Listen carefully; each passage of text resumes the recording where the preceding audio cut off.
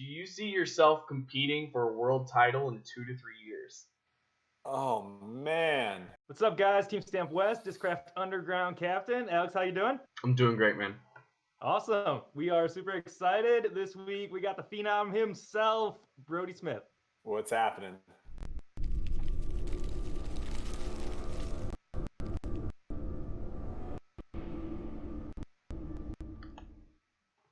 Okay, Brodie. So most people know you from your YouTube fame, and you're getting your YouTube fame in the disc golf scene accordingly. And some have even heard your history with Ultimate over on Smashbox. But how did the stars align for you to make the jump from Ultimate to golf to disc golf? And more specifically, what was that epiphany moment that brought you to disc golf? Yeah, so I started playing Ultimate my freshman year at the University of Florida, which was back in 2005, and continued to play for about 10 years or so. And right around like 2012, I had my first big knee injury, and that kind of set me back a little bit. And I luckily was able to rehab that and get back. But as a lot of people know, after a big knee injury, your other knee has a higher risk of getting injured as well. So I ended up tearing my ACL in my right knee. And then like 2 months after that, I tore my MCL as well. So 3 big knee surgeries in Ultimate, and I still was trying to get out in the field and playing.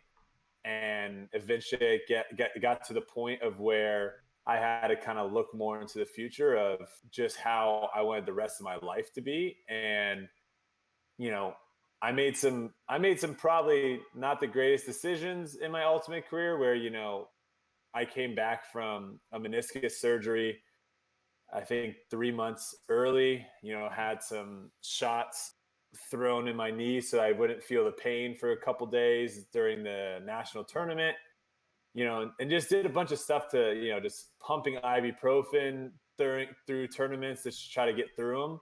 And so I finally made the decision of like, I can't do this anymore. I don't want to injure myself any further. So from there, I basically quit and actually went into Twitch for about 3 months or so and started streaming for Twitch. And I mean, I was getting like that, competitive edge of like trying to get good at something. Gaming is something that I didn't spend much time at. So it took me a while to get good, but just being inside all day, being at the computer, like my hands started to feel like they're getting like carpal tunnel. My eyes were just bloodshot from looking at a screen all day. I was like, I need to get outside. So something that I always wanted to do was see how good I could get at golf. It was one of the first sports I started playing as a kid. And I grew up on the golf course. My stepdad played. And so I was constantly out, playing when I was a kid. And then basically around, I would say middle school or so, I jumped around as a kid. I played tennis, golf, basketball, football. I did a little bit of everything. And so I stopped doing golf for a really long time. And I was like, you know what? Let me pick it back up. Let me see where it's at and see how good I can get. And so I took that really seriously. Sought out coaching from Cameron McCormick, who coaches people like Jordan Spieth from the PGA Tour, and started kind of playing in some local tournaments and getting connected with other professional golfers, doing videos with them. And I had the competitive vibes and I had the competitive juices going for golf, and it was starting to get a lot of fun. I think it was still kind of missing something for me. Like with Frisbee, I never was, oh man, I have to wake up and go work out, or oh man, I have to go throw 1,000 times today, or oh, we have practice tonight, or it was always exciting. I couldn't wait for the next practice. I couldn't wait for the next time I could get into the gym. And I started seeing in golf, like that started to die out. Me going to the range and practicing 7-8 hours a day, it just started not really being something that I wanted to see, keep doing. And it was expensive and time consuming and, kept me away from the wife and stuff. So I kind of put that up. And about this time, disc golf was, something that I had already known about it. I always knew about it, but it was something I'd never really jumped into because I knew how different of a throw you had to, like, the mechanics of throwing in disc golf is so much different than for ultimate, that I never wanted to do it because I thought it would mess up my throws, which, let's be honest, it probably would have. So I stayed away from it as long as I could. But I think for me, like, the one thing that really clicked was when you're saying, like, when was it that you're like, oh man, disc golf's awesome? I think once I finally kind of understood a little bit more about the different discs and what they could do, it made it such a more interesting sport to me than before. It's just like I didn't really know the difference between a driver and a putter, or an overstable disc and a stable disc, or anything like that. And so once I finally started understanding all those differences and all the different molds and plastics, I was like, dang, this sport goes deep. And it's one of those things where it's like, man, just the same passion I had in ultimate, where it's you never felt like you really mastered throwing the frisbee. Yep. Now it's like there's like 10, 15, 20 different discs that you could be having in your bag. It's like, good luck trying to master all of those. So I think that was the moment that I kind of, the understanding. I think a lot of that has to do with a lot of sports. A lot of people, it's hard to get into a sport, or it's hard to really, like, be motivated to go and try something if you don't understand it. So as soon as I kind of understood it more and started watching a lot of footage on YouTube of it, that got me really interested in going out and playing. And then really, once I started throwing and started learning a little bit about, throwing with the nose down versus an ultimate, the nose is up, and the Anheuser versus the hyzer, and all these different ways of manipulating the disc, and just seeing how the flights change, like, I was pretty much hooked at that point. Yeah, that's really interesting to hear, and it's kind of because the sport, it can be niche at times, and when people start to dig into it like you have, some of those, like that perfect flight that you see for the first time, you realize, yeah, I have to chase that, I have to keep getting at that. And then, like you said, it goes deeper and deeper. You get on the course, and you're not looking for a perfect flight, you're looking for a flight to get up and down for a hole. It's really interesting to hear your perspective in that change. So, talking a bit more about the history with disc golf, at one point you mentioned that you had worked with Disc Store to do a Dark Horse Buzz. Can you give us a bit of a history on the Dark Horse brand, and what that means to you, and how that kind of came to be for you? Yeah, so the Dark Horse brand kind of just organically happened. Kind of everything that I've done in my career has been pretty much organic. Nothing is. I'm not the best mastermind of, like, sitting behind the computer and, like, being like, oh, if I made this video, if I did this, this is gonna blow up. A lot of this stuff was just, oh, this would be fun to do, or, this sounds like a great idea and let's do it. And things just kind of fall into place. And that was the same thing with the Dark Horse. Like, it was definitely not anything that I thought would catch on, or be, a brand that people can either, relate to, or even something that, they see the logo or whatever, and they know, okay, that's Brodie's Dark Horse brand. So it's been really cool. But it all originated back in college. We were doing our March Madness brackets, and I had picked Michigan State, who was the number one seed, not the number one overall, but one of the number one seeds, to make it to the Final Four. And I think it was either my freshman year or my sophomore year. And, we had all the upperclassmen, all the older guys on the team. We were all there, and we were all talking, about our picks and whatever. And I was like, dude, Dark Horse Michigan State to the Final Four. And everyone's like, what? That's not Dark Horse. I was like, yeah, it is. 100% it is.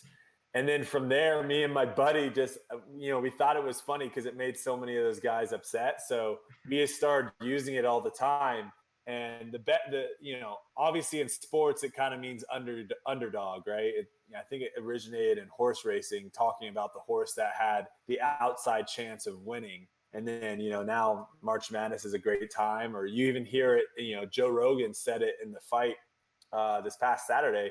can't remember what fighter he called, but he said he was the dark horse, like he could come in and pull off the upset. So that, I think that kind of stuck with me of, I'm throwing a Frisbee for a living, and that's pretty dark horse. Like most people wouldn't see that as a profession or as a career. And then you can just, you can just have fun with it, and just, you see something crazy and you can just look at your friend and say dark horse, and he knows exactly what you're talking about. So it's been really, really fun over the last couple of years, and it's really cool now seeing a lot of, the fans and stuff catching on and using it as well. Or, they'll go to, like, they'll see a dark horse bar or something like that, and they'll, snap a photo and send it to me on Instagram or anything like that. So it's been pretty cool. Oh yeah, I mean, the best dark horse right now is Brodie Smith in disc golf. He's got the background in ultimate Frisbee, and you're coming over to disc golf. It makes sense, but it's still dark horse. It's pretty dark horse, yeah. Yeah. So Wes, I think you have a giveaway for us. So let's run through that real quick. Yeah. So we have a sweet disc here. Might be in Brodie's bag. We'll have to wait for an in the bag to see. But we have a really nice swirly Paul Macbeth 1060 Onyx. I think you had mentioned this might be in your bag for the one video you guys shot. Possibly. With just a really nice orange sherbet swirl, green foil. So we're going to give this away. In order to enter, comment down below what content or an idea for some content that you guys would like to see from Brodie this year. Obviously, you have a lot of great ideas yourself. And so let's have the fans comment down below one video that you guys would like to see. And I'm sure Brodie will check back and look at those for some ideas. Yeah, I love that. No, honestly, a lot of the videos I've created have been fan inspired. So nice. Definitely give me some good ideas, guys. What do you want to see? Perfect. So obviously coming into the sport, you're very aware of the splash you're making. It's been news. All the videos have been getting a lot of views. People are really interested to kind of see your progress. How do you see yourself adapting to expectations and kind of earning your spot, as a lot of people have brought up? Yeah, I mean, it's kind of different than the ultimate route, because the ultimate route, I did it the opposite, right? I didn't really have a name for myself on the social media side. I made a name for myself in the sport by succeeding, by winning championships. And then after that, I started making videos on, tutorials on how to throw, and trying to get, people that were already in the sport better. And then also try to get people that aren't familiar with ultimate into ultimate, to where now it's a completely different, completely different situation, where my first tournament in ultimate, no one had any idea who I was. Some tall, lanky kid, like anyone else out in the field. Where now disc golf, my first tournament, it's going to be different. I'm not going to be able to just come under the radar, I guess, go out there and compete. So I would say that is a different, vibe to it. But at the same token, like, I played ultimate years after creating a social media presence, and have played in front of people rooting me on, and played in front of people, hoping to see the worst. So I've kind of felt it all and done it all. It's a little bit different, I would say, in disc golf, because, similar to golf, it's such a slow sport, in the sense of, like, there's just so much time of not doing anything. Yeah. And so, walking to, your disc, if someone yells something out at you, now you're hearing that, and now you have to analyze that as you're setting up for your shot. Where in ultimate, it's like, someone yells something at you, I'm running, I'm sprinting, I'm diving, I'm jumping, I'm doing stuff, and so it's easier to kind of push that stuff to the side. So it's going to be interesting for sure. I think I'm up for the challenge. And, one thing about me is I'm completely fine I'm fine failing.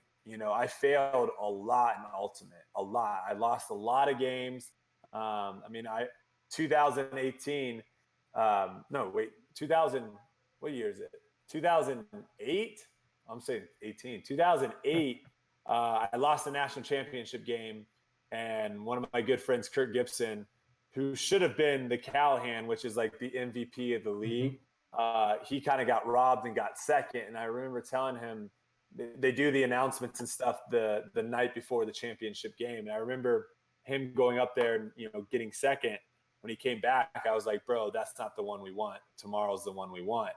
And I remember telling him, like, hey, I'm going to go get that for you. And I just did not have a good game. My very first pass, my very first mistake was like on the first point of the game. A routine throw, I threw it straight out of bounds. And, we ended up losing by 1 or 2, I think. And that was his last year. And so he had to go out getting second, in the Callahan and second at Nationals. And, I made a lot of mistakes in Ultimate for sure. And I think the biggest thing is like learning from your mistakes, And I think with golf too, you're going to go out there and you're going to perform badly. You're going to have a lot of tournaments that you don't play well. There's going to be a lot of shots that are just absolutely trash. You look at regular golf, and you see, if you're only watching what they show you on TV, you're going to be thinking, holy cow, these guys are so good. Yeah. Go to a golf tournament and show up for after they made the cut, right? These are like the top 70 guys that have made the cut. Show up early on Saturday and watch like some of those pairings that go out early Saturday, and you'll see like these guys don't know what's going on with their golf game. They're battling. And I think same thing with disc golf. Maybe some people might feel like, holy cow, these guys are robots. You look at anything on Jomez and you're like, these guys are disgusting. And it's like, well, those are the 4 best people at that tournament. Those are the 4 people that are really, really playing well and their game is dialed.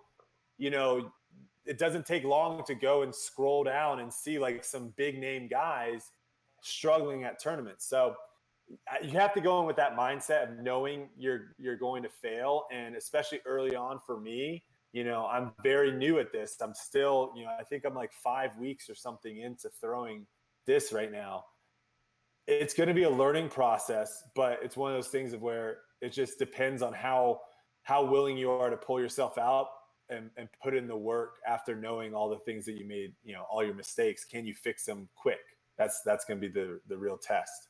Yeah, I think a lot of players will watch Jomez. We'll see these videos and watch Jomez, and that very thing. They'll see the four of the best players in the world out there throwing these amazing shots. And I think all it takes is for them to pick up a disc themselves and go out to the course and just make a couple throws, attempt a couple throws, maybe even in the field, maybe not at the course. And I think you kind of mentioned that's what gets you hooked. You see these guys that are out there doing these amazing athletic things, and you go out there and it's difficult. It's a tough game, especially to master, and especially at the level that those guys are at. Mm-hmm. So really speaking about tournaments, about the coverage, obviously you're building your bag, have been creating some great content, and are continuing to work on your game. You're obviously a really competitive guy as well, have a really huge competitive drive, which we've been able to see through your videos. How do you keep yourself out of these tournaments early season with that competitive fire burning? Yeah, I'm definitely closer now than I was, a couple weeks ago. Mm-hmm. But I'm still waiting until I can get to a point of where I feel like I can compete. This past week, Paul basically changed a whole lot of my form. And so that was, something completely new with me. So now I'm working on that. The first step was like figuring out how to release the disc nose down. Yeah. That took quite a bit of time to figure that out. But now I feel like I can at least do that on a constant basis. There, before my forehands were just flying off to the right. My backhands were just going up to the sky and hyzering out. Now I feel like at least every time I throw it, for the most part, they're pretty much nose down. So now that's done. So now it's okay. What's the next step? What's the next thing I can do? So he had me do like a standstill for the backhand. And I've been really working on just, small fundamental things, but things that down the road are going to help me. And then the next thing is now adding in, a run up, adding in the X step to get more power from the lower body and all that stuff. So it's one of those things where I am a competitor, and so I've played ultimate games on one leg. I've played ultimate games where my shoulder has been killing me, so I can only throw certain throws, and I'll just make do with what I have. And I think that's a great attribute to have in disc golf. But I don't think that's probably the smartest thing going into your first couple tournaments, because you're going to basically adapt to what you know and what you trust. And that is not the form or the technique that I want to have long term. Yeah. So I'm trying to really grind and get the muscle memory of, get this ultimate frisbee. And the other thing too is, like, I haven't thrown a frisbee in like almost 2 years, like a year and a half or 2 years. And so I'm so used to, golf, which is basically the wrong side of a backhand. So my body, I haven't done this rotation for a long, long time. So it's taking a little bit of time for my body to wake up. Some of these muscles, especially the first week or two, were like, what the heck? Where have I been? So, getting those muscles back going, even my hand, a lot of the muscles in my hand and my forearm were sore after the first week. Getting all that stuff to where I'm not going into a tournament and I'm thinking about those things. That's the key. Is I don't want to have to be on the first tee, on the 5th tee box, on the 9th tee box, and I'm thinking about form.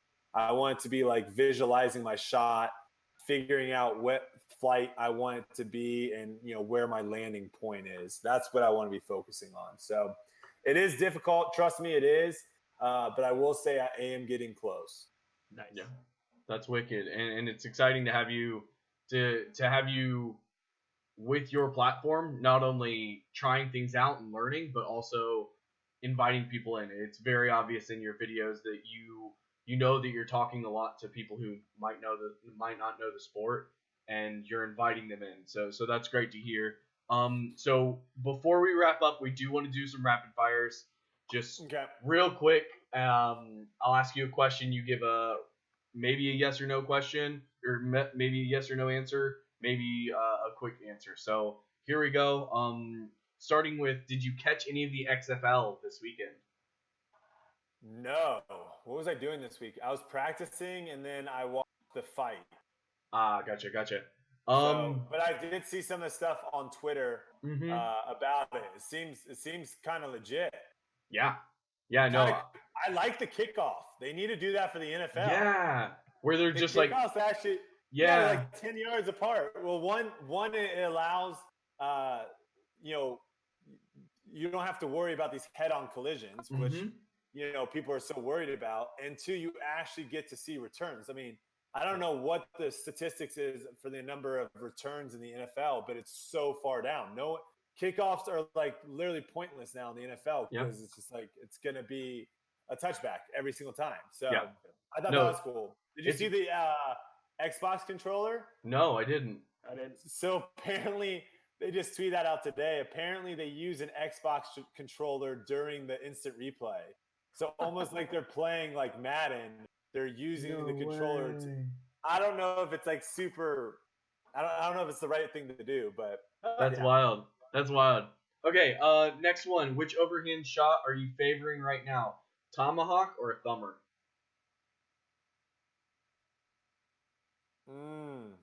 I haven't really practiced those that much, to be honest with you. Okay. The one I would say dark horse Scuba.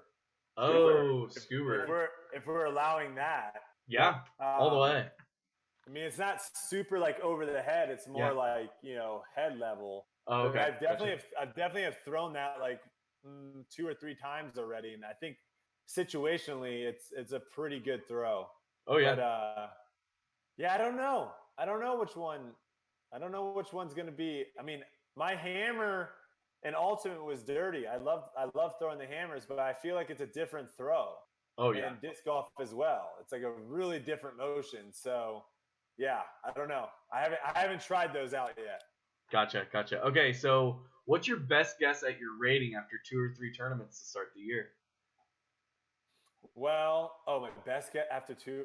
What will my rating be? Oh, so you're saying what will my rating be after 2 or 3 tournaments? Yep. Well, that is really tough. Well, I just played Hannah, Mm-hmm. who her last rating was 915, and Paul thinks she's going to be a lot higher now because she's been practicing a lot this winter. And we tied in 9 holes. So I would say above 915 would probably be a safe bet. Gotcha. Gotcha. For sure. Who do you plan to model your game after more, Simon or Paul? That's a good one. I think you can take pieces from everyone. I think everyone does things really, really well. On it, like individually, there's certain things that you can pull from people and Mm-hmm. try to incorporate into your own game. I think at the end of the day, you got to do what's comfortable for you. You know, Simon's a big guy, right? But I'm still like 4 inches taller than he is. And I think I have about 40 pounds or so more than he has. So different body types too. So our throws aren't going to be exactly the same. But I would say, like, having the mental toughness of Paul is Mm-hmm. something that I'd want. I'd say having the fearlessness of Simon is definitely useful at certain times. There's going to be certain times where you have to go for that big shot, and you got to be okay with pulling the trigger and understanding that the outcome might not be exactly what you want it to be. Mm-hmm. But yeah, I think watching all these guys, you can take a lot from them. And I'm going to be at the Memorial, and I'm really excited to actually be there on the grounds following these guys, because same thing in golf. You can get a lot from video, you can pick up a lot, but there's nothing like actually being there and just witnessing them, start to finish. And one thing like we don't really get, and I don't know how we get. I was talking to Paul how you get this, but one thing in golf that's awesome is the interaction between the caddy and the player. Hearing the breakdown of what options they have, what they feel confident in, what the caddy's suggesting, and just literally breaking down the shot. It's like fascinating.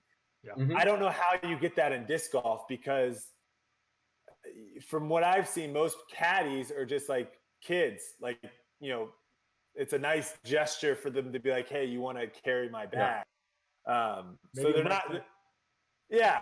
But like mic'd up a set with, when Paul's got a caddy or somebody's got a caddy, do a mic'd up with the caddy and just record the whole thing.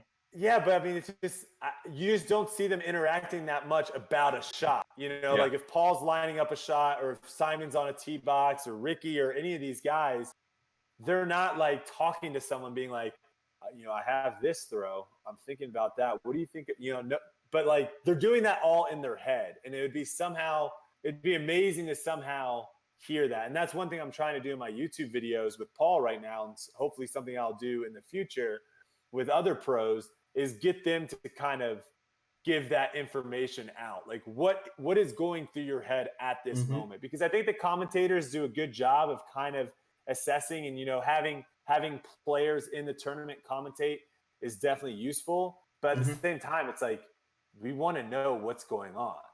Oh yeah. Like hole 17, island green, you're down 1. Like what is mentally going on in your head? Because all we can really do right now is speculate. Oh yeah, no, that's that mentality and that kind of, I think you touched on it a bit, is when you go to the Memorial, you will see the culture, right? You'll see the vibe of a card. You'll actually be able to immerse yourself in what does it feel like to be at, one of disc golf's elite events, and walking along with that card, and then maybe having those conversations. I noticed that, and I don't know about US, but on my cards, oftentimes those conversations happen between card mates. You're talking to the other guys on your card. If somebody throws the same discs you throw, you're having that conversation. What are you throwing here? How are you thinking about this shot? I just did it yesterday. Guy was throwing pretty much the same discs, and I said, "What are you throwing here? What does this shot look like to you?" So it's there. It's not as well documented, but it would be interesting to see what that looks like. For sure. So what disc has surprised you the most so far? Well, I would say from the mids, it'd be the Meteor. A lot of people told me that I would love the Comet, mainly because it flies kind of like an ultimate disc, where I don't really think any disc really flies like an ultimate disc that much, because of one, you have to throw it differently. You have to throw it with the nose down. There's just a lot of factors that no disc really flies like an ultimate disc, but it is, I would say, similar. You don't have the crazy, you throw it and it just digs to the right, or, hyzers out real hard or whatnot. But I personally like the Meteor more than the Comet, mainly just because I think the buzz is very similar to the Comet. And I personally like the feel of the buzz more. But the Meteor, I love the feel of it, and I love how just you can hold that anhyzer. So there's a couple courses I've played that require, either like that, not that straight to, what do you call that when you throw? I guess it would be like an overstable forehand, where you throw it flat and then have it fade to Flex? the right. Yep. Flex line. Yeah. So you can either do that with a forehand, or if you have an anhyzer backhand, you have it hold that anhyzer the whole way and just glide all the way down. So I've been really liking the Meteor. I just actually tested out all my drivers yesterday. So the bag is close to being complete at this point, and there's a couple drivers that are pretty freaky, but I'm trying to get that run up, because right now I'm just doing standstill, and it's like I want to see how far these things can go when you can really run into them, because there's not really that much of a difference between a fairway driver and a driver if you're not able to generate the power. Like, I can throw a buzz right around like 330, 350 standstill.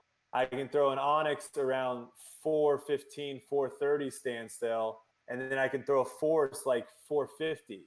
There's not like, but that Force could go so much further if I can really generate that lower body power. So it's exciting to think about. I just got to get there. And I'm hoping this next couple weeks in California here with Paul, I can get that ironed out. Gotcha. So, taking one step away from disc golf, what's your favorite city that you've traveled to? Favorite city I've traveled to. Okay. I mean, I think Dubai jumps out. I think that's an obvious one. I think a lot of people have that as like a bucket list place to go. I mean, I think the Maldives, we did a brand deal for 4 seasons out there, which was one of those things of, I don't know why these people are letting us come out there. Me and my wife were just completely shocked that they were like, yeah, we want you to come out. That was like an insane trip. Everything was crazy about that trip. But I've been to some places like in India that have been pretty cool too. Just seeing kids like in the middle of like in the median, like in between the 2 highways, in the median, playing cricket. Oh, whoa. Which is wild. That cricket's massive over there. Yeah. And then like, just going to some places that you're just completely out of your culture. Going to some rural places in China where literally no one knows how to speak English. There's no one there that, besides your translator, that's the only person that really speaks English. There's very few places I've been to that are like that, where you literally feel like you cannot communicate with anyone. Most places you go to, they, people know hello, how are you doing? Like, they have some broken kind of forms of English, but there, like, that was a crazy experience. Just literally walking around being like, I can't communicate with any of you. Yeah. Other than with my translator or through, an app. So, But I think I'm excited though too with disc golf touring and going to different tournaments and stuff, because there's a lot of places that, hearing Paul and Simon and other people, Emerson, talk about, these big tournaments, they're not in Las Vegas, New York, Chicago, Atlanta. They're not in these big, I mean, some of them obviously are, but a lot of them are in like kind of places I've never heard of or, off the beaten path.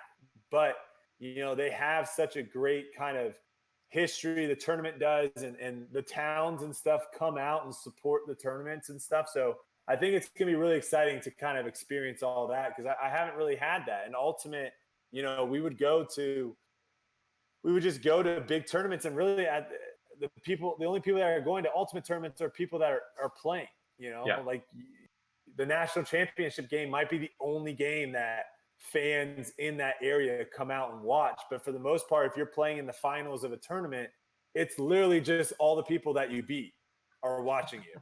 That's it. There's no like real like town kind of involvement, people coming out. So yeah, it's gonna be fun. Yeah, no, some of those, I mean, obviously you probably heard about Glass Blown Open out in Emporia and then Ledgestone in Peoria. Just those kind of, I hate to overuse it, but dark horse places, right? There's places that you're like, oh, whoa, this is actually really happening. Okay, so the last one that I'm going to ask you before we're going to call it a day. Do you see yourself competing for a world title in 2 to 3 years? Oh, man. Oh. Okay. That's a good question. We got to finish with a tough one. Yeah, that's a good one. Okay, well, I'll say this. It took me about 2.5 years, I would say, in Ultimate to feel like I was one of the best in college Ultimate. It took me a year to get to like a +2.5 handicap in golf. So I'm 5 weeks in disc golf. I've got, what is that? Jeez, that's like what, another, technically like almost 145 weeks or something, right? Technically. Yeah. I mean, 3 years would be 150 weeks. I would say this, if I progress as fast as I've been and it just continues to progress like that over the next 100 weeks, I think I'll be pretty dang on good at disc golf. But obviously there's gonna be plateaus and there's gonna be some valleys and stuff in there. But at the end of the day, this is what I want to do and this is what I'm passionate about. This is not something that I'm gonna jump into for a couple months and feel out and see where it is. This is something that I'm in it for the long haul. I foresee myself competing when I'm in my 40s. I thought I was gonna play Ultimate until 45 probably, and then retire. But the body gave out. It's disc golf's much better on the body. It's much easier. It's something that you can definitely do. And even if I do kind of get banged up and injured or whatnot, you can just dial it back. Instead of throwing 500 feet, you can throw 400 feet and still be competitive if you can putt and you've got a really good short game. So this is definitely something I'm looking to do long term. But yeah, I mean, the goal is to compete at the highest level. I mean, I think if you're passionate about something, you love it. It doesn't make sense. Like, why would you want to wake up to be like, I'm waking up and I'm putting in all this work to try to be the second best player, or I'm waking up and I'm driving across the country and I'm going to this tournament and I'm hoping I get second place. Like, no one should have the mindset of, I'm trying to get second, or I'm just trying to make the cut, or I'm just trying to make money. I'm just trying to get in the money. Like, the mindset should always be like, I'm trying to win. I'm trying to be the best. And I think that's what continues to motivate you. And even when you are the best, look at someone like Paul, for example, right? Like, he could have easily, sit back and be like, dude, I'm way better than everyone else. I don't need to do anything. But the guy works hard, man. He works real, real hard. So I think you look at anyone in any sport, the top guys are always pushing and making improvements because they know there's people that are young and hungry coming after them. So I mean, that's the goal. The goal is to compete. Yeah, sounds good. So, if there's anybody you want to shout out, the floor is yours. If you want to thank sponsors, whatever it may be, we'll give you a minute or so, and then sure. it's all you. Yeah, I mean, I just want to say thanks to everyone that's kind of been tuning in so far, supporting. There's been some really awesome conversations and stuff happening on Twitter and Instagram and on YouTube now, and that's really fun to see.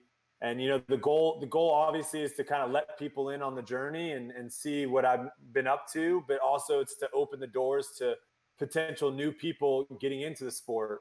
And I think the same thing I did in Ultimate, where I didn't really care if people showed up barefoot, if people showed up in spikes, and ready to tackle someone or whatnot. If someone wanted to play Ultimate, I thought that was a good thing. And I think that should be the same thing with disc golf, is if someone's interested in it and falls in love with it, just like everyone that's probably listening to this podcast has, I think that's a good thing for the sport. And so, yeah, I just want to say thanks to Discraft for allowing a lot of these opportunities to happen.